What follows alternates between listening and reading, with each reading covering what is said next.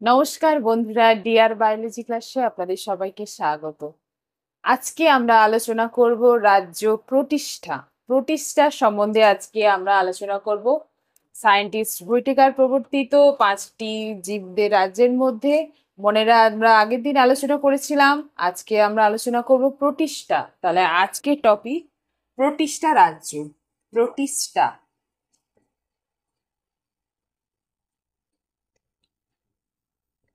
প্রতিষ্ঠা প্রতিষ্ঠা এই রাজ্যে কি কি প্রাণী এদের অন্তর্ভুক্ত হয়, এদের এক্সাম্পল বা উদাহরণ উদাহরণ হচ্ছে বিভিন্ন আদ্য প্রাণী বা প্রোটোজোয়ান্স এই প্রতিষ্ঠার মধ্যে পড়ে। আদ্য প্রাণী, ইউগ্লিনয়েডস, ইউগ্লিনা, যেমন ইউগ্লিনয়েডস, ইউগ্লিনয়েডস ইউগ্লিনার্স, ডাইনোফ্লাজেলেটস, ডাইনোফ্লাজেলেটস, ক্লাইসোফাইটস,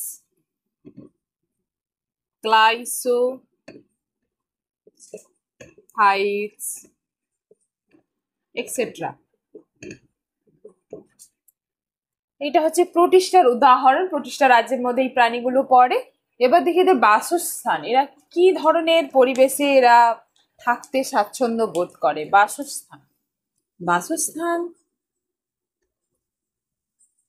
বাসস্থান এরা মূলত জলজ প্রাণী হয়। স্যাঁতসেঁতে জায়গায় এরা থাকতে এরা স্বাচ্ছন্দ্য বোধ করে। এরা জলজ প্রাণী হয় এবং প্ল্যাঙ্কটন গঠনকারী। তাহলে লিখতে পারি জলজ প্রাণী,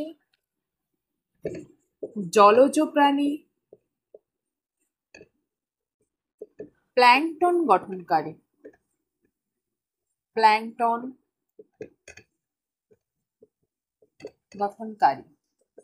প্ল্যাঙ্কটনটা কি? প্ল্যাঙ্কটন হচ্ছে যেসব জীব জলস্রোতের মধ্যে ভেসে বেড়ায়। জলস্রোতের বিপরীতে এরা ভাসতে পারে না, জলস্রোতের মধ্যেই এরা ভেসে বেড়ায়, তাই প্ল্যাঙ্কটন গঠনকারী এবং জলজ প্রাণী। নেক্সট হচ্ছে বৈশিষ্ট্য। এরা কি কি বৈশিষ্ট্য আছে আমরা দেখব। বৈশিষ্ট্য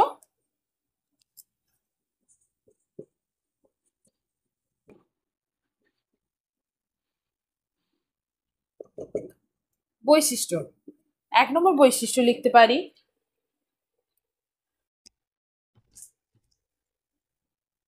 এক নম্বর বৈশিষ্ট্য যে কোষের প্রকৃতি। এরা দেখতে কেমন হয়? কোষের প্রকৃতি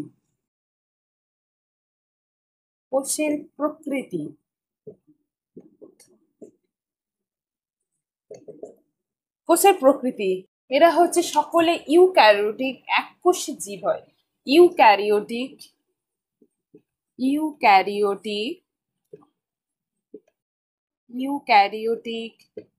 এককোষী জীব।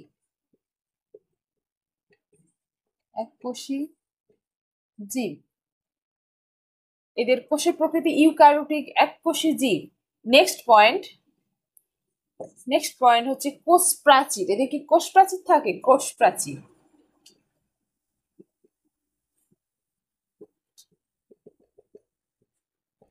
হ্যাঁ, কোষ প্রাচীর উপস্থিত। কোষ প্রাচীর সেলুলোজ যুক্ত হতে পারে। কোষ প্রাচীর সেলুলোজ যুক্ত, কিন্তু মনে রাতে আমরা দেখেছিলাম কোষ প্রাচীর সেলুলোজ বিহীন ছিল। তাহলে কোষ প্রাচীর সেলুলোজ যুক্ত, কিছু কিছু ক্ষেত্রে কোষ প্রাচীর উপস্থিত এবং সেলুলোজ যুক্ত।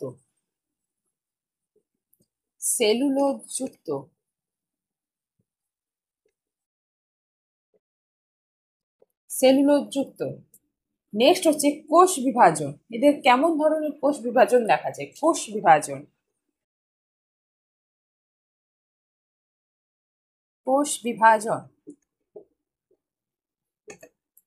এদের প্রকৃত মাইটোসিস, মিয়োসিস দশা এদের উপস্থিত এবং কোষ বিভাজনের সময় বেনতন্তু গঠিত হয়। তাহলে প্রকৃত মনেরা পর্বের প্রাণীদের কিন্তু প্রকৃত মাইটোসিস দশা, মেসোস দশা অনুপস্থিত ছিল, বেনতন্তু গঠিত হতো না।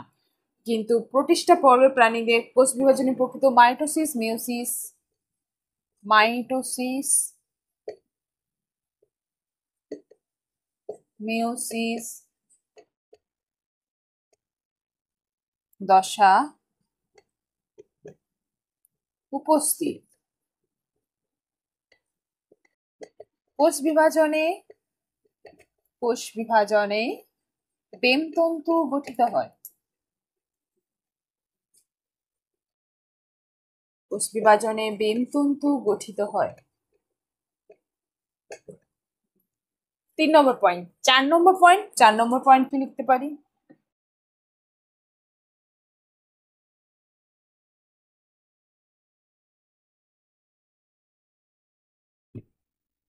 চার নম্বর পয়েন্টে কোষীয় অঙ্গাণু কি উপস্থিত? কোষীয় অঙ্গাণু। 4 নম্বর পয়েন্ট, কোষীয় অঙ্গাণু। কোষীয় অঙ্গাণু।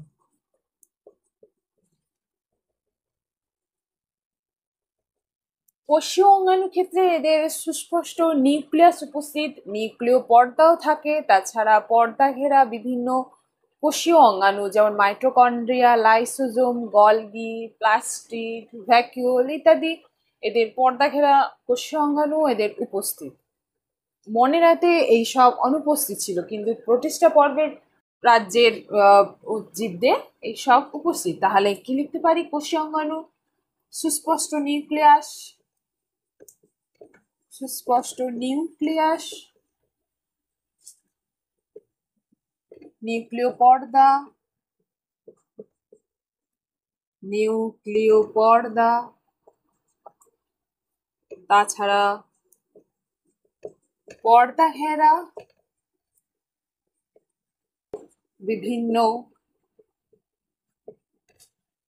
কোষীয় অঙ্গাণু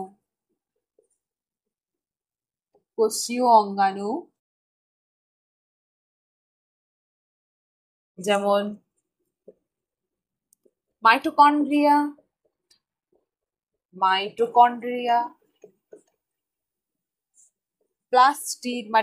প্লাস্টিড, লাইসোজোম,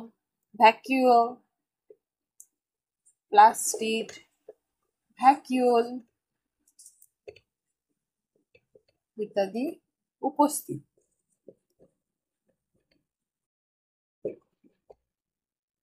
এদের রাইবোজোম 70S এবং 80S দু ধরনের হতে পারে।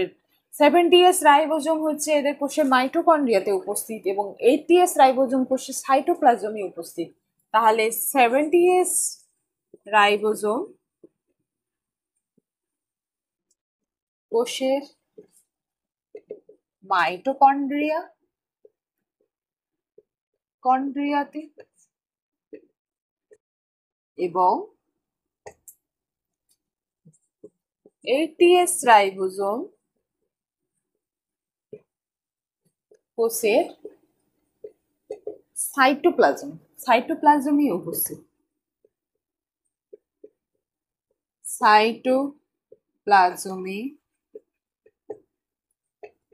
উপস্থিত। নেক্সট হচ্ছে এদের জিনগত পদার্থ বা জেনেটিক মেটেরিয়াল। জিনগত পদার্থ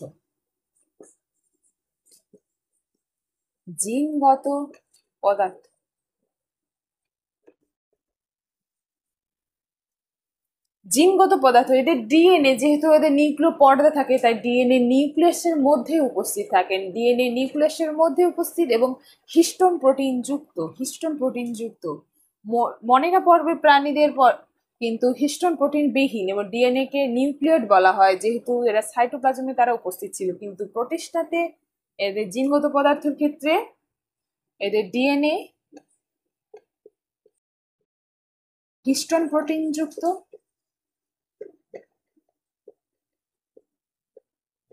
প্রোটিন যুক্ত এবং নিউক্লিয়াসের মধ্যে উপস্থিত।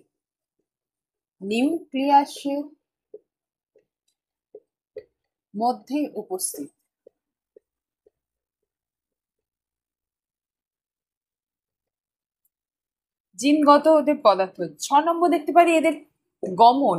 এরা কিভাবে গমন সম্পন্ন করে?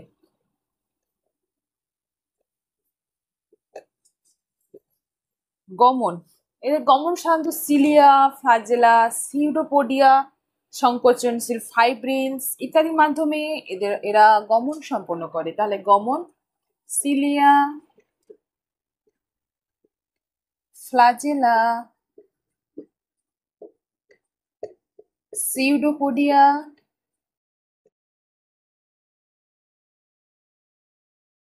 সংকোচনশীল ফাইব্রিলস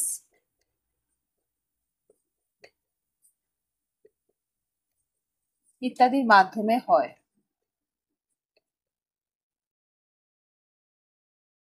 সিলিয়া ও ফ্লাজেলাতে 9+2 সিস্টেম দেখা যায়। সিলিয়া ও ফ্লাজেলাতে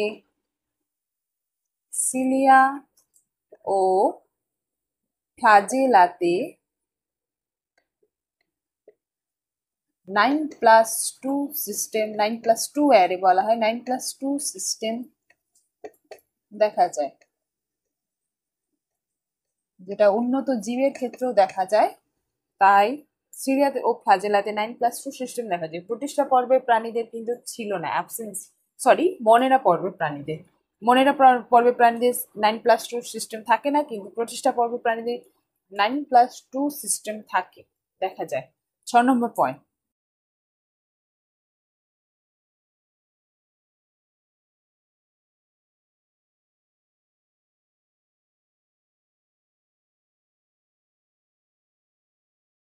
7 নম্বর পয়েন্টে পুষ্টি কেমন, এরা কিভাবে পুষ্টি সংগ্রহ করে।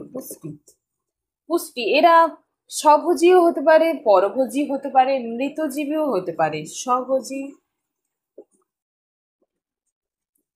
পরভোজী, মৃতজীবী।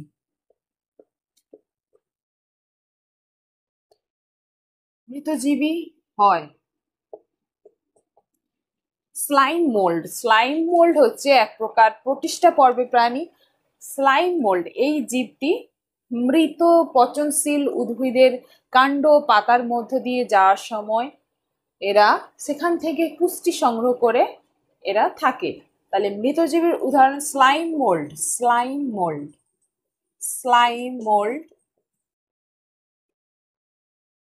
স্লাইম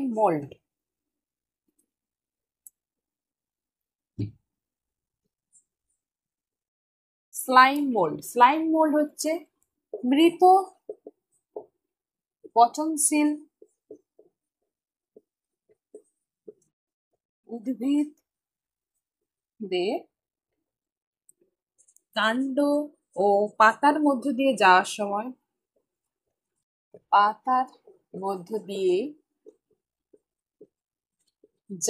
সময় পুষ্টি সংগ্রহ করে।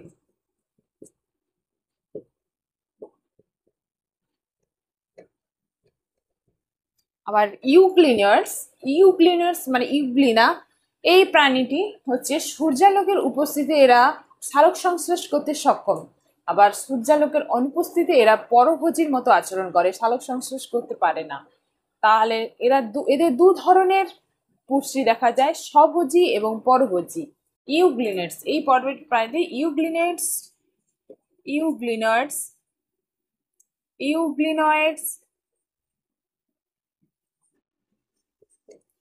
ইউগ্লিনার্স সূর্যালোকের উপস্থিতিতে এরা সালোক সংশ্লেষ করতে পারে ক্লোরোফিল রঞ্জকের সাহায্যে, কিন্তু সূর্যালোকের অনুপস্থিতিতে এরা সালোক সংশ্লেষ করতে পারে না। স্বভোজী ও পরভোজী দুই ধরনের এরা আচরণ করে, তাই এদের মিক্সোট্রফিক নিউট্রিশন দেখা যায়। তাহলে ইউগ্লিনার্স স্বভোজী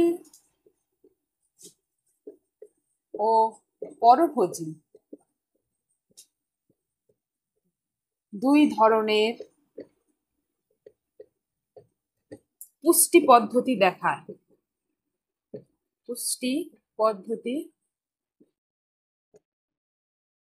দেখায়। তাই এদের মিক্সোট্রফিক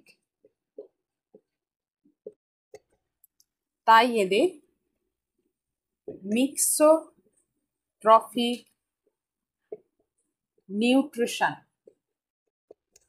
নিউট্রিশন দেখা যায়।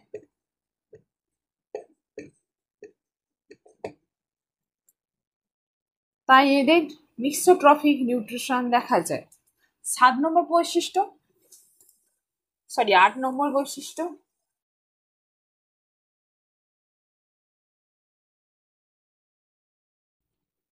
আট নম্বর বৈশিষ্ট্য 8 নম্বর বৈশিষ্ট্য লিখতে পারি এদের সঞ্চিত খাদ্যরূপ। সঞ্চিত খাদ্য, এদের খাদ্য কিভাবে এরা সঞ্চয় করে, কি রূপে? তাহলে সঞ্চিত খাদ্যরূপ, সঞ্চিত খাদ্যরূপ।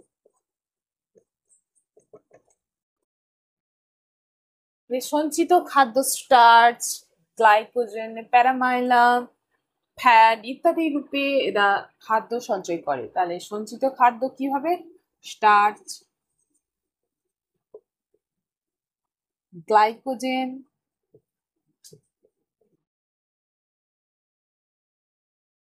ফ্যাট, প্যারামাইলাম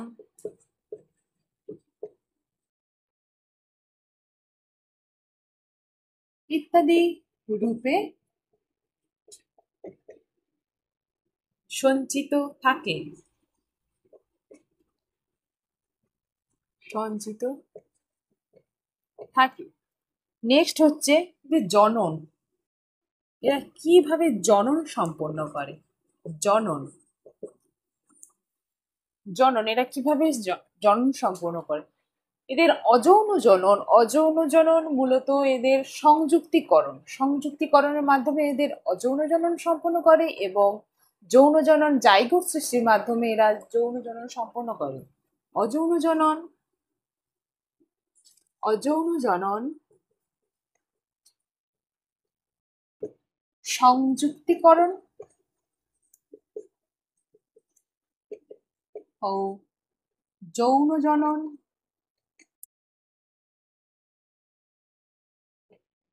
যৌন জনন জাইগোট, জাইগোট সৃষ্টির মাধ্যমে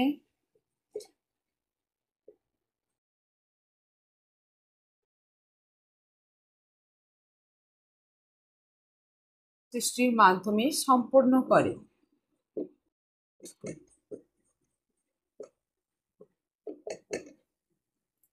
সম্পন্ন করে। নেক্সট পয়েন্ট, এদের গুরুত্বপূর্ণ ভূমিকা কি? এরা কি করে? গুরুত্বপূর্ণ ভূমিকা,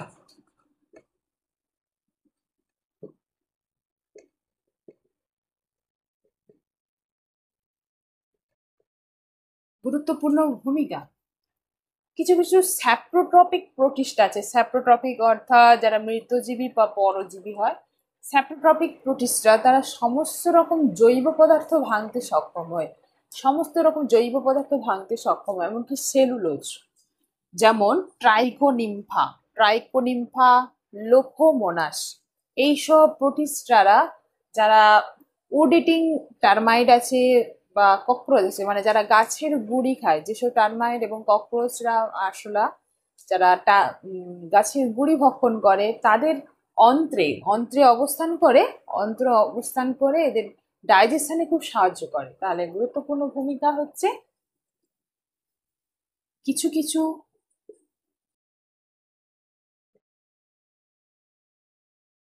স্যাপ্রোট্রপিক, স্যাপ্রোট্রফিক প্রোটিস্টরা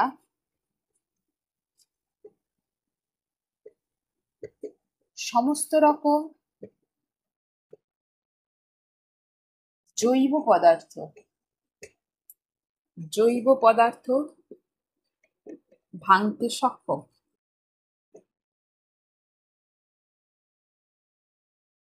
যেমন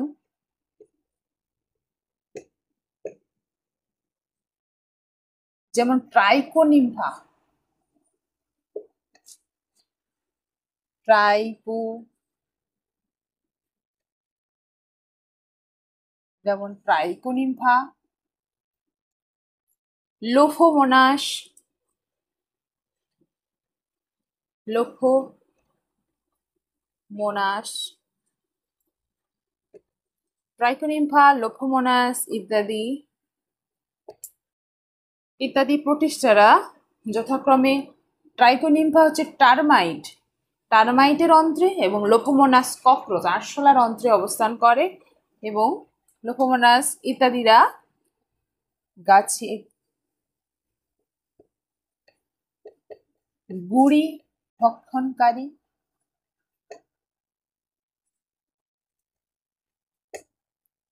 গাছের গুড়ি ভক্ষণকারী টার্মাইট এবং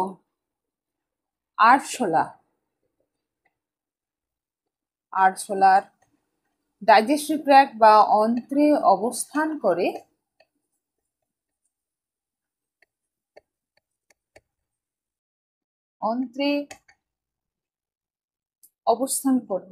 এদের হজমে সাহায্য করে।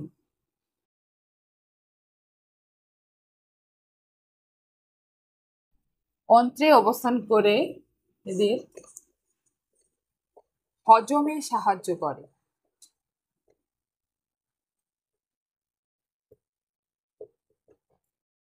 যেহেতু গাছের কাঠের গুঁড়ি বা কাঠে থাকে সেলুলোজ, তাই সেলুলোজকে ভেঙে এরা হজমে সাহায্য করে।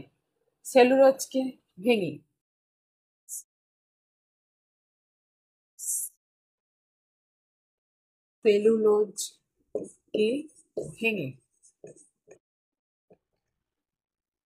এই হলো প্রতিষ্ঠা পর্বে প্রাণীদের বৈশিষ্ট্য।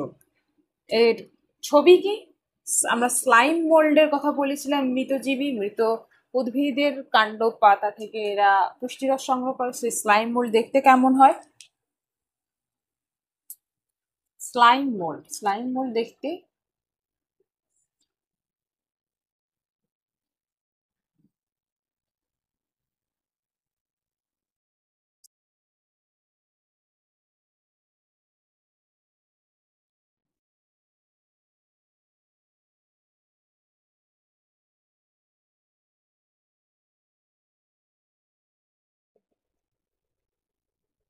একদম সাধারণ ছবি, সিম্পল ছবি, স্লাইম মোল্ড।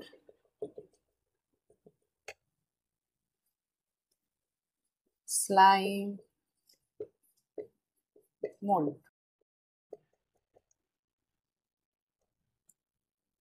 তাহলে আমরা আজকে প্রতিষ্ঠা রাজ্য সম্বন্ধে জানলাম।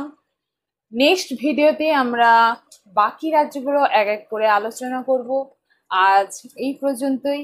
ভিডিওটি যদি ভালো লেগে থাকে অবশ্যই লাইক, শেয়ার ও সাবস্ক্রাইব করবেন এবং কেমন লাগলো অবশ্যই কমেন্টস বক্সে কমেন্টস করে জানাবেন। নমস্কার।